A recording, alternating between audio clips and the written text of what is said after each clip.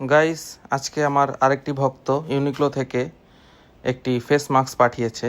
আজকে আপনাদেরকে এটি রিভিউ করে দেখাচ্ছি। প্রথমে প্যাকেটটা খুলে নিলাম, এরপর মাস্কটাকে পরব। রোদের জন্য এটি খুবই ভালো। যাদের চেহারা রোদে পুড়ে গিয়েছে, ঘাড়টার পুড়ে গিয়েছে, তাদের জন্য। জাপানে এটি একটি বিশেষ পণ্য যেটা সবাই ইউজ করে। দেখুন কিভাবে আমার ঘাড়টার সব ঢেকে গেল। হঠাৎ জানি আমার কেমন অনুভূতি হচ্ছে। কি ব্যাপার, আমার এমন লাগছে কেন গাইস?